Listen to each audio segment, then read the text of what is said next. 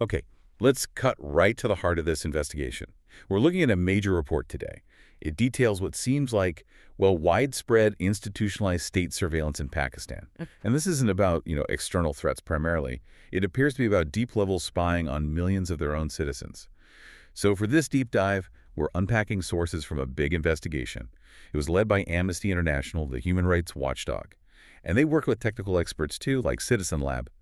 Our mission here is to really get a handle on the scope and the methods reportedly used by Pakistan's intelligence services. Right, and the core claim is, well, it's pretty explosive. The report alleges Pakistan's inter-services intelligence, that's the ISI, and other security agencies, have systematically spied on their own people on a massive scale. And the targets. Yeah. Who exactly are we talking about? The report points to continuous, focused monitoring of their own citizens, specifically journalists, key opposition leaders, human rights activists, basically tracking phone calls, text messages, emails, and all their internet activity afterwards.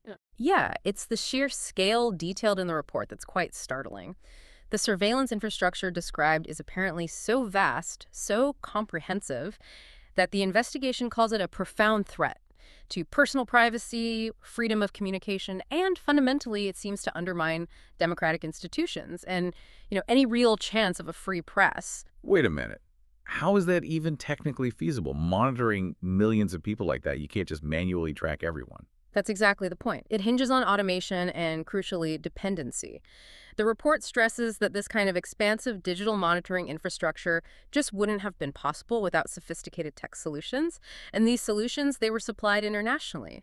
The network is reportedly built on advanced foreign technology, sourced mainly from China, but also, interestingly, from Western countries. The U.S. and Europe are mentioned. Okay, this is where it gets really interesting.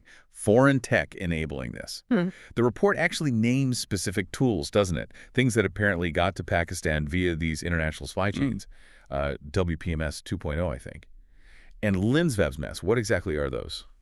Think of them as automated digital dragnets, essentially. WPMS is the web monitoring system, and LIMSMS is the Lawful Intercept management system. These are tools designed to automatically scan, filter, and log huge volumes of communication data flowing through the national network. And it's this centralization of data access, this funneling. That's why Amnesty's Secretary General, Agnes Callamard, used this term, the bottleneck model. The bottleneck model. Okay, sounds a bit technical. Can you break that down for us, make it more accessible? Absolutely. So imagine every single piece of digital communication you send or receive. Every email, every message, every website you visit, every video you stream. Imagine all of it has to pass through one single central checkpoint, an automated one, before it gets where it's going. That checkpoint is the bottleneck.